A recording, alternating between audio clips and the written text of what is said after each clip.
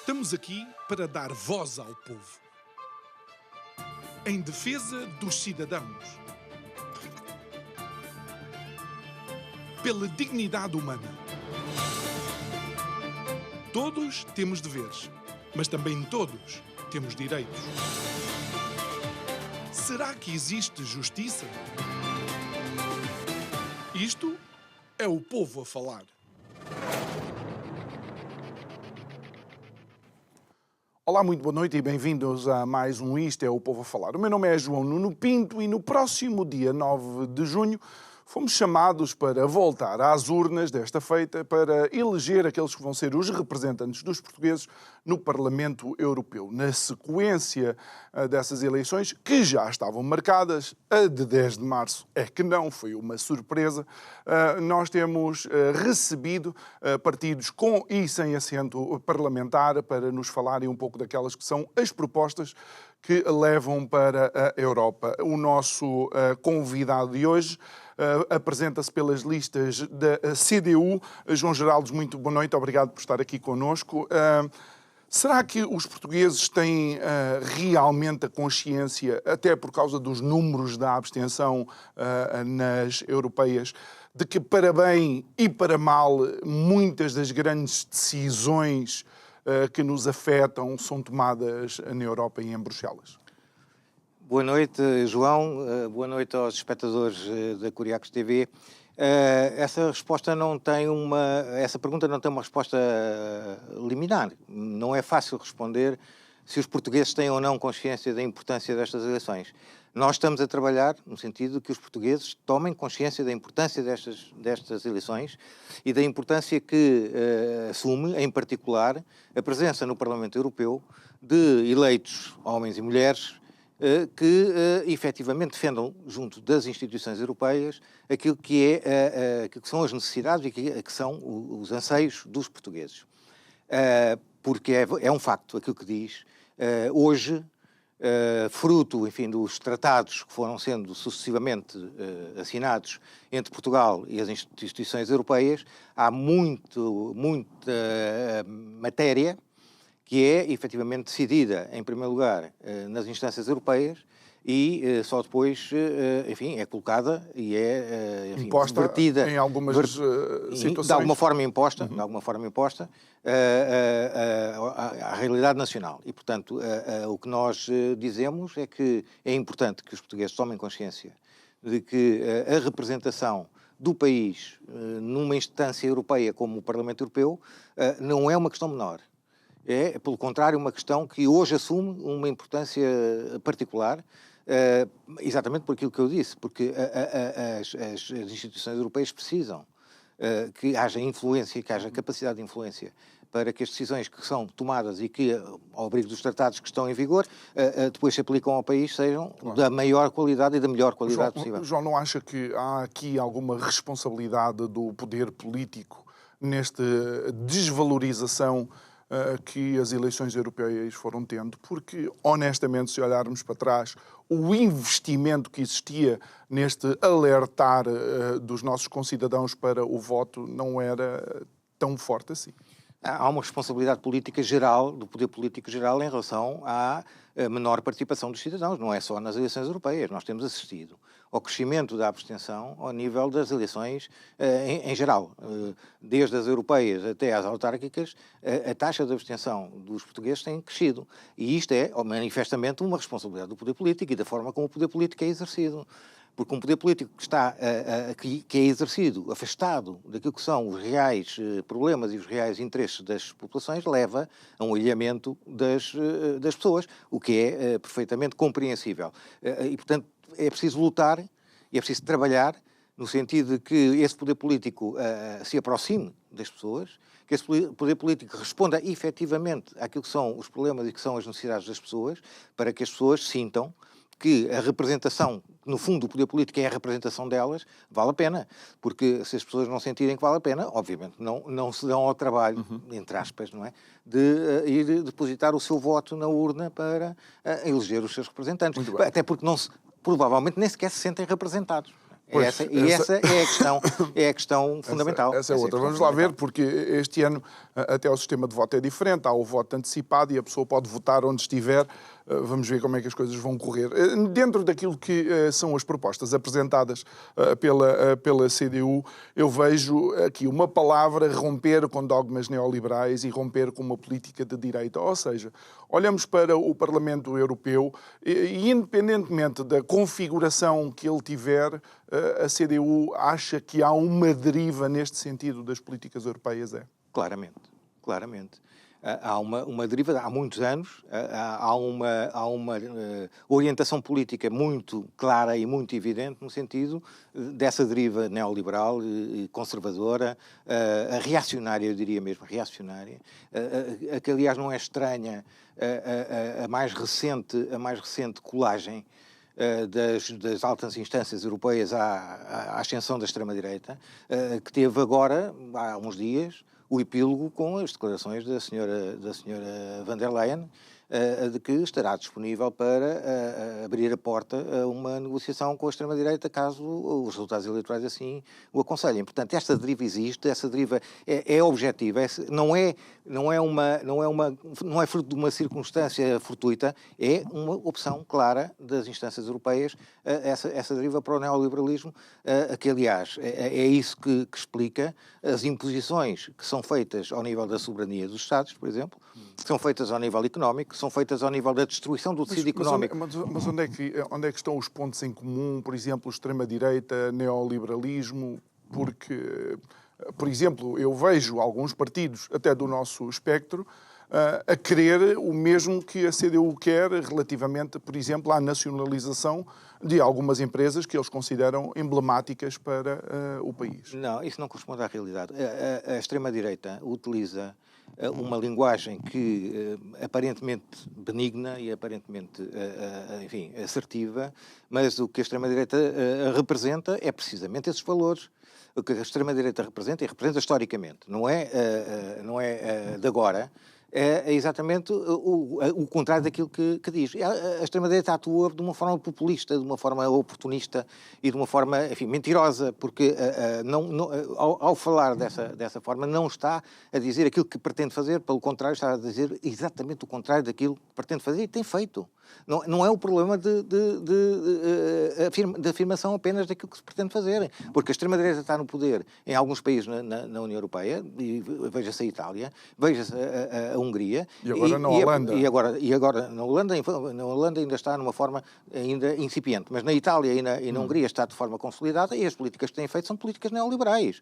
Absolutamente neoliberais, mais extremistas ainda do que as políticas neoliberais da própria União Europeia. E, portanto, essa linguagem da extrema-direita não tem nada a ver com aquilo que a CDU defende. A CDU defende, efetivamente, uma nacionalização dos setores estratégicos da economia, mas para beneficiar a população no seu conjunto, para daí retirar aquilo que é essencial para a melhoria da qualidade de vida e das condições de vida da população total, e não para benefício de pequenos grupos e de grupos económicos influentes, que é aquilo que a extrema-direita efetivamente promove. Mas essa não é só a extrema-direita. Quem tem estado no poder nos países europeus e na União Europeia tem exatamente essa política, tem seguido essa política. A configuração da Europa recentemente era praticamente tudo socialista em termos dos governos. Recentemente. E ainda estão em maioria. Mas o problema é o problema da linguagem e o problema das siglas. Porque o ser socialista, de nome, e nós temos essa prática aqui em Portugal muito claramente, não representa ter políticas socialistas, pelo contrário. Né? Muitas vezes significa ter políticas reacionárias.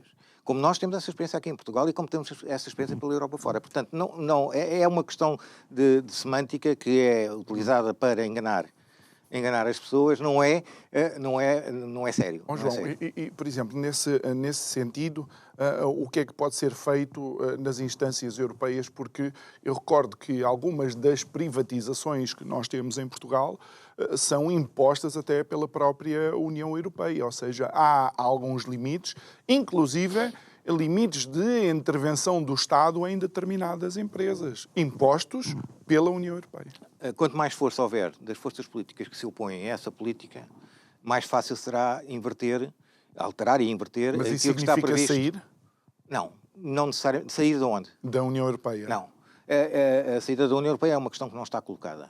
A questão que se coloca é alterar profundamente a forma de funcionamento e a forma de intervenção e de política da União Europeia. Não está em causa a saída da União Europeia. Nós, na CDU, o PCP, nunca colocou essa questão em cima da mesa. Agora, é necessário reformar no bom sentido. Reformar não é reformar no sentido de que a extrema-direita e que o poder instituído, digamos, defende. É reformar no sentido profundo e no sentido do benefício das populações e dos povos as estruturas da União Europeia. E isso é possível. E quanto mais força for dada às forças políticas como as que integram a CDU e outras forças de esquerda que são candidatas ao Parlamento Europeu, mais fácil será reformar os tratados e reformar as políticas que neste momento são extremamente negativas, mas que é possível alterar. Uma Europa dos povos e das nações é possível.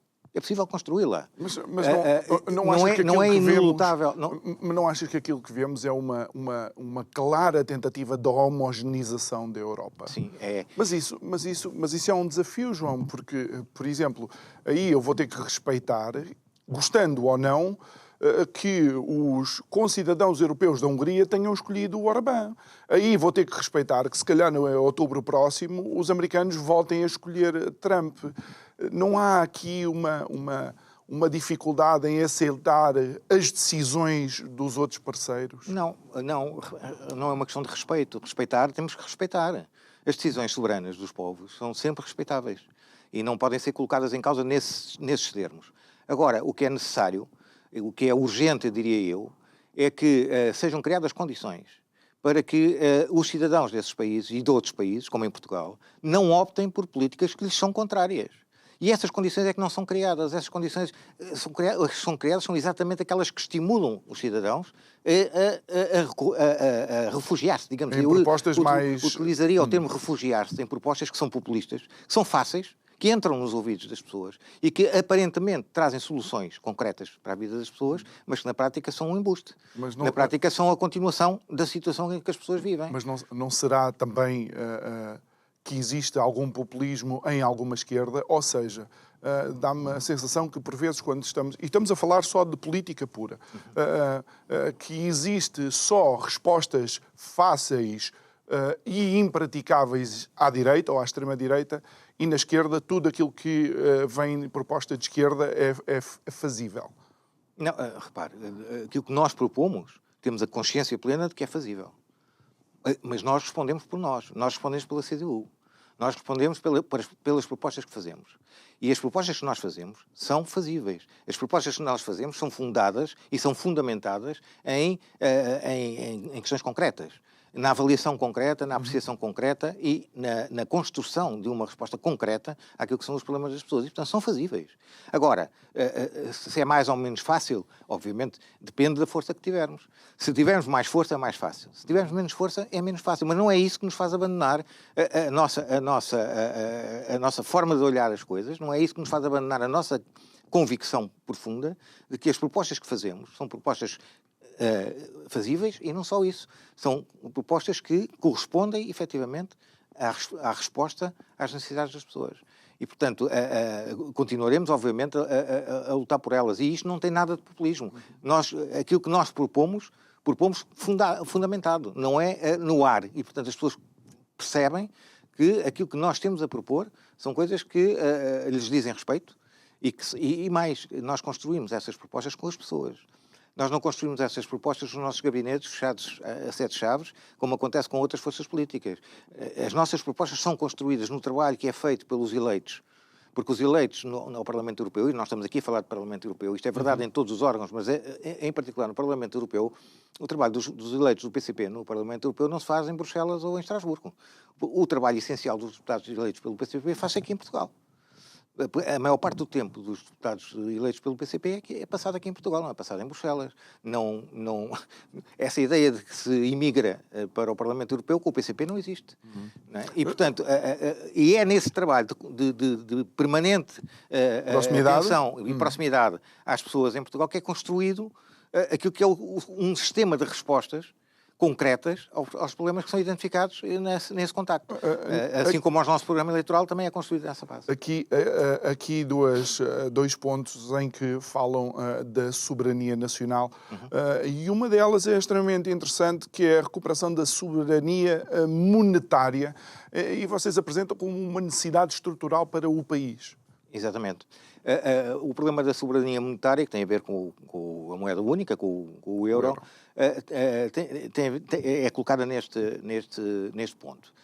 O país tem que se preparar para uma eventual saída da moeda única. E isto não significa que amanhã, por decreto, um governo do PCP, por exemplo, decretasse a saída do euro. Não é isso que está aqui em causa. O que está aqui em causa é que as imposições que a moeda única trouxeram ao país são de tal maneira violentas, são de tal maneira negativas, que é preciso encontrar um mecanismo que substitua esta imposição da moeda única pela soberania nacional relativamente à política monetária. Repare, o euro, quando nós entramos no euro, o então Primeiro-Ministro, António Guterres, que hoje é secretário-geral da ONU, anunciou ao país como uma grande vitória porque íamos passar a pertencer ao pelotão da frente da União Europeia. Estamos no pelotão da frente da União Europeia hoje? Estamos no pelotão de trás e bem atrás.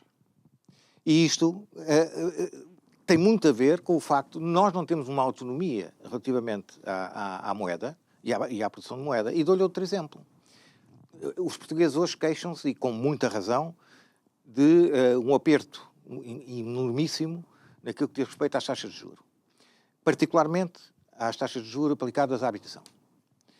E, não sei se sabe, mas as taxas de juros são fixadas por uma taxa diretora do Banco Central Europeu.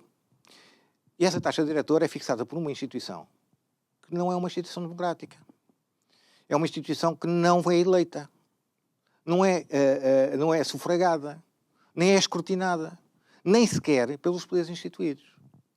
A senhora, que é presidente do Conselho de Administração do Banco Central Europeu, dá-se ao luxo de enfrentar as decisões políticas dos Estados que fazem parte da União Europeia, e ainda lhe sobra tempo e vai para casa descansada. Christine Lagarde. Uhum. E, portanto, e esta é a razão fundamental para que uma imposição de uma entidade que apenas tem uma preocupação, que é a financeira, e do lucro dos grandes interesses financeiros, que gere toda a nossa vida económica. Isto tem que haver uma alternativa a esta situação. E a alternativa passa pela recuperação da soberania monetária e, portanto, pela possibilidade de emissão de moeda própria e de decisão de como é que essa moeda se comporta em relação às outras moedas mundiais.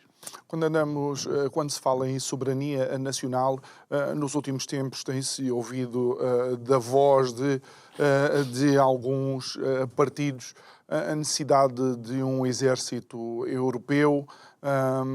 Vemos um aumento ou uma pressão para que, de facto, os países que fazem parte da NATO cumpram com os 2% do PIB para o orçamento de defesa.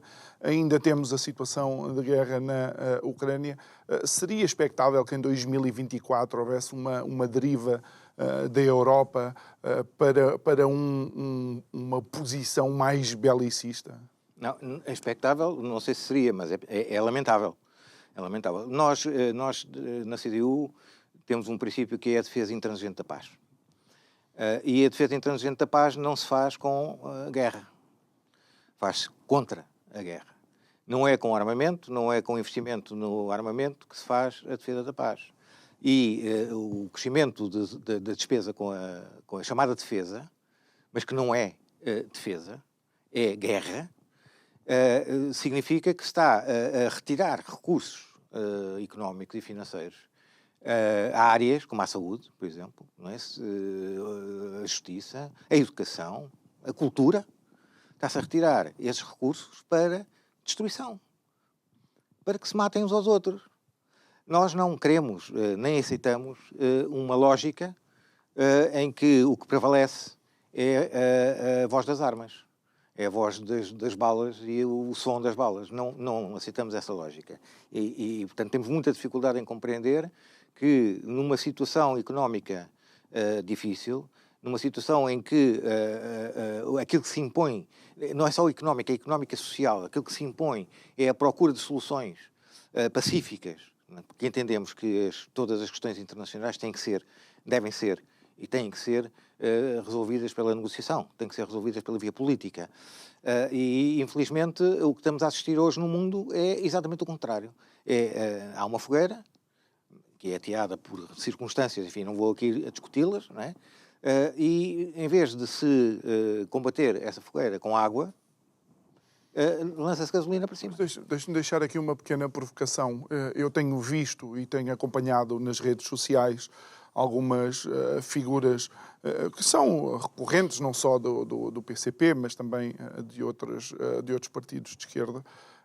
E eu diria quase que um ucraniano morto vale menos do que um palestiniano morto. E desculpe a forma como eu coloco isto. Vejo, de facto, uma posição diferente em relação ao conflito da Ucrânia e o conflito, por exemplo, na faixa de Gaza. Isso, em relação à CDU, só posso entender, de facto, como uma provocação, porque isso não corresponde rigorosamente à verdade. A posição do PCP, a posição da CDU, de todas as forças que compõem a CDU, relativamente aos conflitos armados em todo o mundo, é sempre a mesma. É sempre a mesma. Foi assim na guerra da Ucrânia e está a ser assim na guerra imposta aos palestinianos pelo Estado sionista de Israel. E, portanto, não há nenhuma alteração, nem do ponto de vista do discurso, nem do ponto de vista ideológico, relativamente às guerras. Só para que o João saiba, está a falar com alguém que no dia 7 estava em Israel, eu e mais colegas meus. 7 de outubro. No dia 7 de outubro estávamos lá. E eu tenho muita dificuldade em não me lembrar de que houve, de facto, uma entrada em território israelita por parte do Hamas e que, por exemplo, um festival de música de pessoas que não tinham nada a ver com esse caso foi atacado. E eu às vezes questiono, com colegas que estão a conversar, e se eu estivesse a filmar o festival de música, a minha morte era lamentável ou não? Todas as mortes são lamentáveis. Todas as mortes são lamentáveis. E o ataque de 7 de outubro do Hamas ao Estado de Israel é profundamente lamentável e condenável. Agora, o problema não pode ser resumido a esse momento. Porque o problema é muito mais vasto do que esse momento. São milhares de anos de história que alguns... São milhares de anos de história, por um lado, e são 76 anos de dominação, ou de tentativa de dominação, por outro. Portanto, não podemos resumir, assim como não podemos resumir a situação na Ucrânia ao dia 22 de fevereiro de 2022, ou 24 de fevereiro de 2022, porque a história é mais larga do que isso. Não é? E essa tentativa de levar a que as pessoas se convençam de que há um momento-chave e que esse momento é o decisivo, fundamental, e a partir daí, ou se está de um lado ou se está do outro, ver a coisa a preto e branco não é a solução para os problemas. Porque as coisas não são a preto e branco. Há tons, há matizes de cinzentos que é preciso perceber, que é preciso encarar e que é preciso compreender, não é? Antes de se tomarem...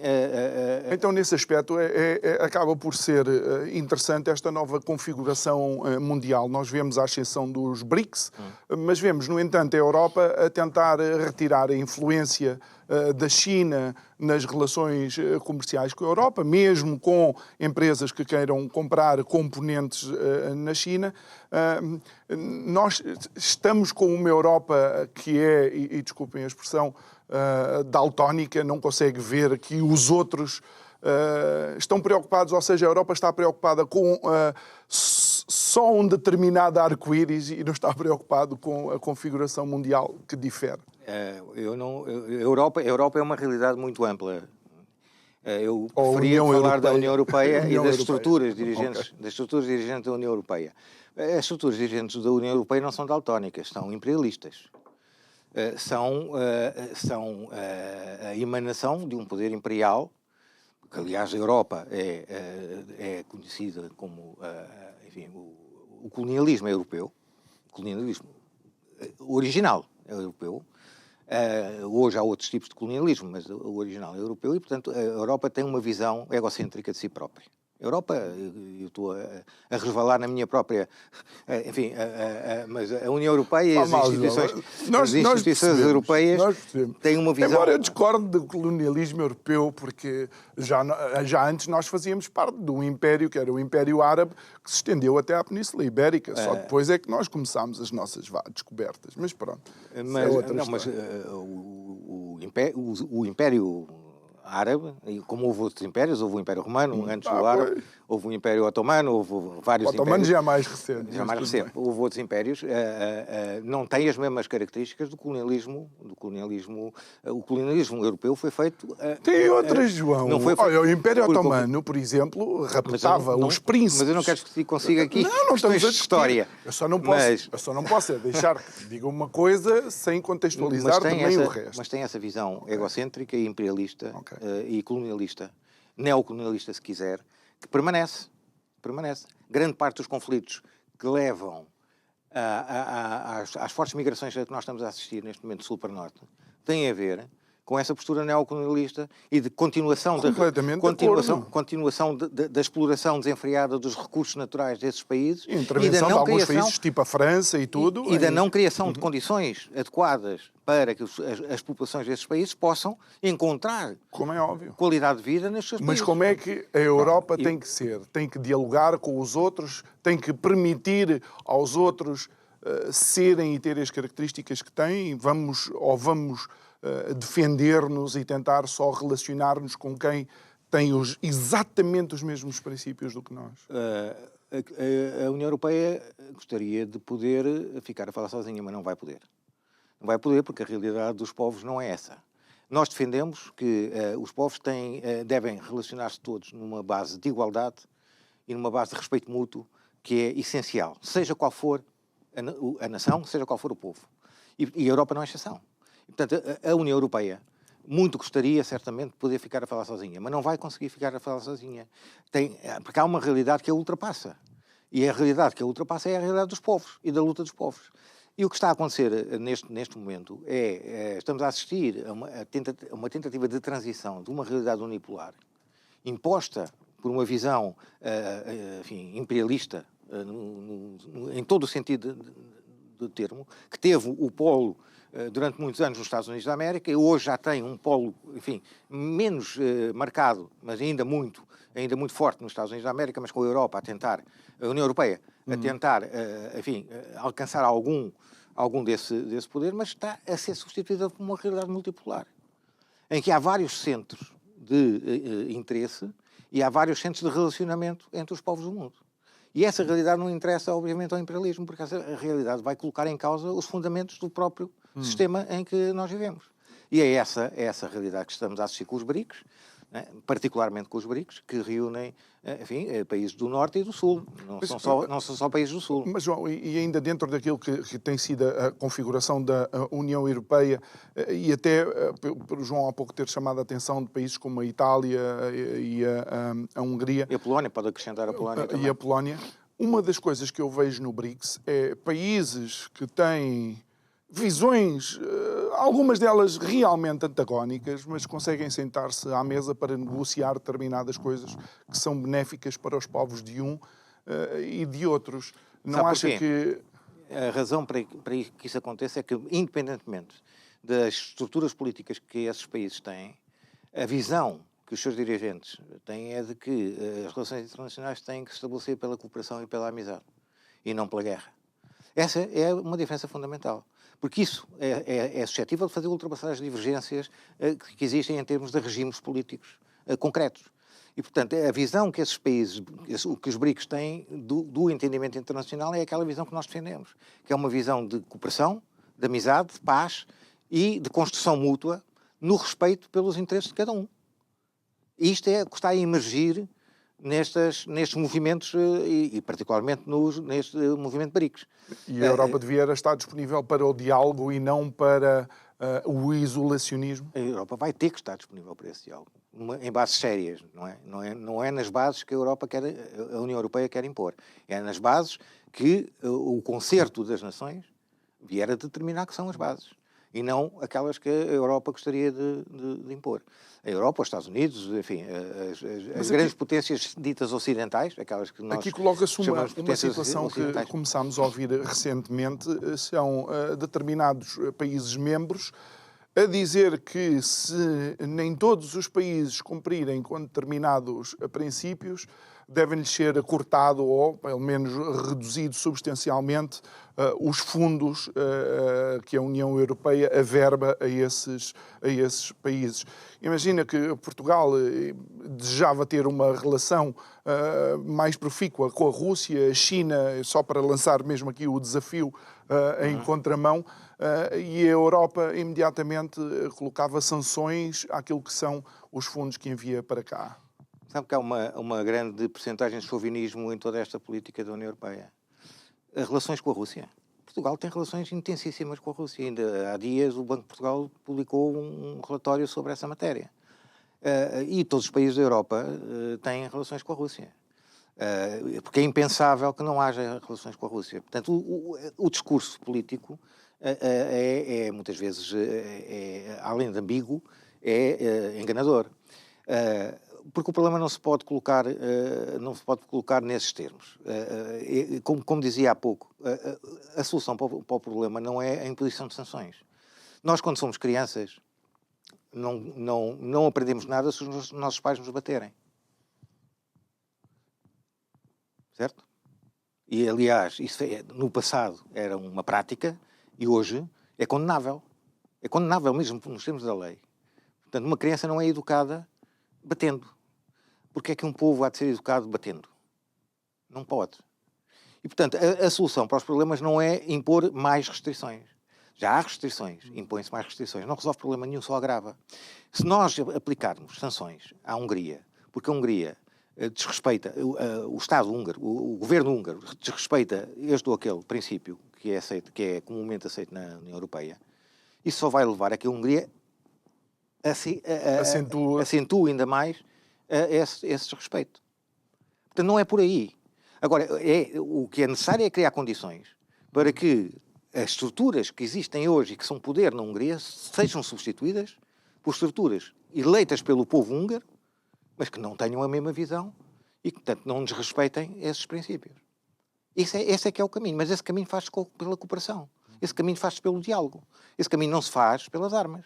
É interessante porque, João, e mais uma vez recordo que estamos a conversar com o João Geraldes, candidato pelas listas da CDU ao Parlamento Europeu no próximo dia 9 de junho. É interessante dizer isso porque uma das coisas que o Europa 24, por assim dizer, que a CDU apresenta, menciona que os fundos são quase interesseiros. Há quase também uma manipulação por parte das instituições da União Europeia quando averbam os fundos às nações. Repare, há uma ideia muito popular, digamos assim, que passa muito, de que os fundos são uma benesse que a União Europeia atribui aos países, enfim, menos desenvolvidos. Não são benesse. Não são. Os fundos comunitários são uma contrapartida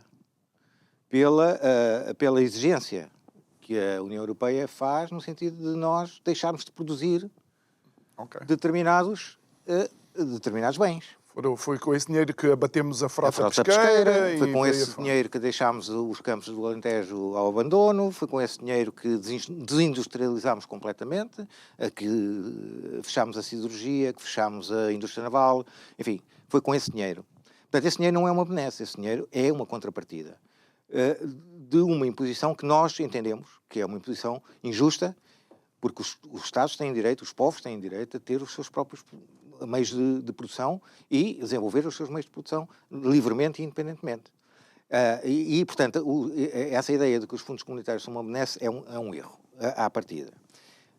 Depois, a pergunta, desculpe... Se havia uma manipulação por parte da União Europeia, portanto, com estes fundos. Há mais do que manipulação, há chantagem. Há mesmo chantagem, porque não sendo uma benesse, sendo uma obrigação, portanto, não deviam servir para fazer a pressão sobre a adoção de medidas nos Estados-membros, de medidas que são orientações traçadas no centro da Europa, em Bruxelas ou em Estrasburgo. Portanto, além de manipularem as verbas, agora querem-nas reduzir, agora querem inventar, inclusivamente, uma forma de orçamento europeu que reduz a comparticipação dos Estados, a comparticipação dos Estados mais poderosos, né? O que vai resultar, obviamente, num agravamento das comparticipações dos Estados menos poderosos do ponto de vista económico. Portanto, querem inclusivamente começar a reduzir a comparticipação dos Estados mais fortes, como a Alemanha, a França, a Itália, etc. Portanto, é esta a realidade que nós temos. Os fundos são utilizados como arma de arremesso. Enfim, porta-te bem, porque senão a gente fecha a torneira e não vai nem mais um... Aliás, estamos a assistir a isso com o PRR, não é? Com a execução do PRR. Há problemas de execução nacionais, mas há imensa pressão das instituições europeias que estão a dificultar, obviamente, a execução do PRR. Em que sentido? Em todos. Neste momento, a taxa de execução... O PRR acaba daqui a 2 anos.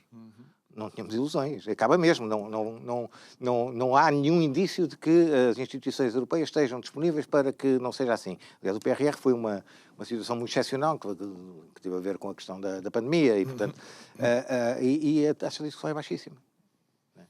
Portanto, isto é porque não é só por incompetência. Poderá haver, eventualmente, incompetência, mas é fundamentalmente por orientação política e por intervenção política, e, portanto, porque o interesse não é um interesse de desenvolvimento. Um dos pontos que também aqui apresentam é uma Europa dos trabalhadores e dos povos é possível. Quando falamos de uma Europa dos trabalhadores... A realidade europeia, apesar de tudo, em termos de empregabilidade, é muito melhor do que era anteriormente. Ou seja, as taxas de desemprego são pequenas na grande maioria dos países. O que nós sentimos aqui é que, de facto, o esforço fiscal que os portugueses fazem, nomeadamente os portugueses, é muito grande. É possível... sabendo que alguns dos aumentos dos impostos, mais uma vez, foram mandados pela Troika, é possível, junto de Bruxelas, nós assistirmos a algum alívio fiscal? O problema das economias e o problema das pessoas não se resolvem por via fiscal. Resolvem-se por via dos salários e por via das pensões. Aí é que é preciso intervir. E é preciso que as pessoas vejam os seus salários melhorados, vejam as suas pensões melhoradas e vejam as suas condições sociais melhoradas. O acesso à saúde, o acesso à educação, o acesso à justiça. Enfim, é por aí que o problema se resolve. A política fiscal é uma política subsidiária e que será tão mais justa ou tão menos injusta quanto mais as pessoas tiverem ou não tiverem recursos e tiverem ou não tiverem disponibilidades. O facto da taxa de desemprego ser nominalmente... baixa, relativamente baixa na generalidade dos países, não tem um significado em si mesmo. E por isto, porque a taxa de desemprego é relativamente baixa em Portugal, mas a qualidade do emprego em Portugal é baixíssima. A taxa de desemprego é baixa na Alemanha ou na Bélgica, mas a qualidade do emprego é muito superior. Não estou a dizer que na Alemanha e na Bélgica não há problemas ao nível dos trabalhadores. Há, obviamente que há, mas a qualidade não tem comparação com a qualidade... Há uma qualidade dos serviços públicos, se calhar, também. O João Oliveira, outro dia, numa entrevista que deu a um canal de televisão, dizia que nós também gostaríamos de ter o salário mínimo da Alemanha. Só que o salário mínimo da Alemanha são 4 notas de 500. E nós não chega a 2. É preciso rasgar uma delas. Não me assuste. Não chega a uma, já fiquei preocupado. Não chega a uma era um exagero. Era um manifesto exagero. Mas não chega a 2. É preciso rasgar um bocadinho de uma delas. Pronto, portanto, o salário mínimo na Alemanha são 4 notas de 500. Portanto, fazer comparações depois de números que são frios, são números apresentados a frio... Há uma paridade, não é? Não há paridade nenhuma. Quando eu digo que quando fazemos esta análise, depois há uma paridade. Há serviços na Alemanha que também são substancialmente mais caros, porque vão em paridade com aquilo que são os ordenados lá. Normalmente isso não acontece. Nós viajarmos por essa Europa fora, chegamos à conclusão que não é tanto assim. Não é tanto assim. Em relação aos salários, sim. Em relação aos salários é um facto. Agora, a questão é que se nós dizemos que a taxa de desemprego em Portugal neste momento é 5,6%, a taxa oficial. Na Alemanha são 5,2% ou 5,3%. E dizemos assim, temos a mesma taxa de desemprego na Alemanha. Mas quais são os apoios que os empregados têm na Alemanha? E quais são os apoios que os empregados têm em Portugal? Basta isto. Para não dizer já que dos 96% dos empregados, qual é a qualidade dos 96 empregados? Fora o facto de termos pessoas a trabalhar e em situação de sem-abrigo em Portugal e têm trabalhos. Exatamente. Não é? E há um outro aspecto que é altamente preocupante, que é, nós temos assistido em Portugal a uma tendência para empobrecer trabalhando. As pessoas trabalham, têm o seu emprego e empobrecem. E isto é um contrassenso, não é? Isto aparentemente é um enorme contrassenso. E isto duvido que aconteça nos países da Europa Central. Qual é a postura, qual é, por assim dizer, a estratégia que um deputado da CDU vai ter no Parlamento Europeu? Há um elemento essencial que nunca abdicamos. É a defesa intransigente dos interesses do povo português junto das instituições europeias. Essa é a estratégia. Depois, se me perguntar a tática, aí depende das circunstâncias. Como os bons generais, não é? Adaptam as suas táticas às circunstâncias.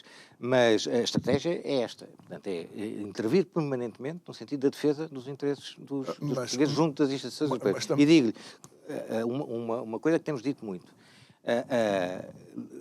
A importância de eleger deputados da CDU ao Parlamento Europeu é esta. É que são precisos no Parlamento Europeu deputados que defendam os interesses de Portugal junto das instituições europeias. Porque deputados portugueses que defendem as instituições europeias em Portugal já existem muitos. Estão lá muitos, de vários partidos políticos. Agora, deputados portugueses que intransigentemente defendem os interesses de Portugal junto às instituições europeias, só na CDU. E isso é possível fazer... Como é que eu ia te explicar? Quase estando sentado ali no meio e não é o inimigo, mas no meio de uma instituição que a CDU gostava de ver reestruturada? Faz parte da democracia o combate ideológico, o combate pelas soluções, por soluções diferentes, faz parte da democracia. Nós estamos muito longe de colocar em causa os valores fundamentais da democracia, desta democracia ocidental que nós temos nas instâncias europeias. Estamos muito longe disso. Não chegámos ainda a esse patamar. O risco de chegar a esse patamar pode existir e existe certamente, mas ainda não chegámos lá. E, portanto, obviamente, que nós sentimos muito dignificados porque temos uma posição que é coerente e que é defendida de forma assertiva. Não nos preocupa muito se o nosso vizinho do lado está de acordo connosco ou não está de acordo connosco. O que nos preocupa é convencer o maior número possível de deputados que depois votem, né, da bondade das nossas propostas e da justiça das nossas propostas. Se o conseguirmos fazer, tudo bem. Se não conseguirmos fazer, vamos continuar a tentar. E olhando aqui para este índice, o ponto que a CDU escolheu como sendo o número 1 é os 50 anos do 25 de Abril e os 38 da adesão de Portugal à Comunidade Económica Europeia, agora União Europeia. Quando fazemos uma retrospectiva, muitas pessoas dizem que o momento da adesão de Portugal à Comunidade Económica Europeia acabou por ser um momento marcante, porque por causa dos fundos europeus fomos capazes de criar algum tipo de infraestruturas que eram essenciais no país. Mas quando colocamos entre o dever e o haver, foi bom, não foi bom, podia ter sido melhor? A nossa avaliação é claramente negativa. As vantagens da adesão à então Comunidade Económica Europeia, hoje União Europeia, são menores do que as desvantagens. Eu vou-lhe dar um exemplo e vou regressar aos fundos comunitários. Fala-se muito dos fundos comunitários e fala-se da grande enchente, digamos, dos cofres que foram os fundos comunitários. Mas dados muito recentes apontam que nestes anos de adesão à União Europeia entraram em Portugal 101 mil milhões de euros. 101 mil milhões de euros. Mas aquilo que saiu em rendas, em juros, em diversos mecanismos financeiros foi substancialmente superior a isso, ultrapassa os 160 mil milhões de euros. Portanto, nós somos, na prática, contribuintes líquidos da União Europeia. Ao contrário daquilo que é a voz corrente e aquilo que... portanto, nós não beneficiamos propriamente da entrada na União Europeia, pelo contrário, né? Estamos a ser fortemente prejudicados. E este é um indicador de que, provavelmente, o país não ganhou grande coisa em ter entrado para a União Europeia e provavelmente isso pode até ser explicado pelo facto de alguns países da Europa não quererem sequer pertencer à União Europeia. E outros nem sequer quererem a moeda única, não é? Exatamente. No caso, a Inglaterra, que apesar de já ter saído, mas alguns países do norte da Europa, creio que a Suécia não adotaram, não está no euro. Mas a Suécia também não tem salário mínimo. Isto é uma coisa... Mas repare, isso são as políticas internas de cada Estado, que são respeitáveis e, portanto, são questões que têm a ver com a organização interna de cada Estado. Né? Não podem ser lidas como uma panaceia, quer dizer, não é tudo igual. Né? E porque o problema da uniformização é precisamente tratar todos por igual, significa mas essa é a União Europeia que temos visto nestes últimos anos, de uma homogeneização total das coisas, não é? É, porque as medidas que são definidas e que interessam aos países do centro da Europa, que têm aquele tipo de economias do centro da Europa, não são as políticas que interessam aos países do sul da Europa, designadamente da zona do Mediterrâneo. E realidades completamente porque as realidades sociais, as realidades económicas, até as realidades políticas são completamente distintas. João, nós estamos sensivelmente nos últimos 3 minutos e meio do programa. Que mais seria importante e que mais a CDU está a alavancar nesta campanha eleitoral? Nós colocamos muito o acento tónico na necessidade de ter em Bruxelas e em Estrasburgo uma representação nacional que efetivamente leve até às instâncias europeias os problemas do país, os problemas dos portugueses para serem resolvidos. Este é o nosso acento tónico, é este, e estamos profundamente convencidos de que, pelas propostas que estão em cima da mesa e pelas práticas políticas do passado, a única força política que está em condições de ter essa gente, digamos, disponível para fazer esse trabalho é a CDU. Todas as outras forças políticas, de uma forma ou de outra, acabam por capitular perante aquilo que são os interesses da Europa Central e dos grandes poderes instalados e nesse aspecto, não estou à espera que diga que não, mas nesse aspecto acha que a escolha de João Oliveira é uma boa escolha? A escolha, entre nós na CDU, Sim. As escolhas dos candidatos é feita por uma discussão coletiva muito ampla, muito aprofundada e muito livre. E se me pedir a minha opinião pessoal, eu dou-lhe a minha opinião pessoal. Agora, em termos da organização, a candidatura é a candidatura que, neste momento, se afigura como a mais adequada para responder exatamente a esta necessidade que nós temos de representar o nosso país no Parlamento Europeu com pessoas capazes de levar até às instâncias europeias aquilo que são as necessidades e os problemas e os anseios e os legítimos anseios do povo português. Se quer perguntar a minha opinião, quando acabarmos o programa, eu dou-lhe. Não. Já respondeu muito bem. Eu, do meu ponto de vista, está... Olha, para mim, pessoalmente, acho que está bem entregue. Gosto do João, gostei de o entrevistar as 2 vezes que conversei com ele. Nós estamos praticamente no último minuto. Gostava então de aproveitar estes últimos segundos para a sua Câmara possa fazer então o apelo ao voto no dia 9. Muito bem. Eu vou repetir aquilo que já disse. A CDU é a única força política que se apresenta a estas eleições para o Parlamento Europeu que tem condições para fazer eleger para o Parlamento Europeu cidadãos, homens e mulheres, que levem até Estrasburgo e até Bruxelas aqueles que são os problemas concretos das pessoas em Portugal, aquilo que são os anseios dos portugueses, no sentido de os resolver, não no sentido de fazer queixas, fazer queixinhas, mas no sentido de formatar de alguma forma as políticas europeias no sentido de que esses problemas possam ser resolvidos. Este é o compromisso que a CDU assume, é o compromisso que a CDU cumprirá e que tem cumprido ao longo de, todos estes anos em que tem estado representada no Parlamento Europeu. E o apelo que faço é ao voto na CDU, obviamente, para eleger o maior número possível de deputados do PCP e do Partido Ecologista aos Verdes. Muito bem. João Geraldo, muito obrigado por ter estado aqui connosco. Candidato das listas da CDU ao Parlamento Europeu. Obrigado a si que nos acompanhou. Já sabe, pode rever estas conversas subscrevendo o canal de YouTube do Isto é o Povo a Falar. Vá até lá. lá, não se esqueça de clicar no sininho para receber a notificação sempre que fazemos o upload das nossas conversas. Resta-me agradecer, desejar-lhe uma boa noite, enviar um abraço muito especial a todos os nossos ouvintes da Rádio Vida em 97.1 e amanhã estamos de volta para mais um programa. Obrigado, até amanhã.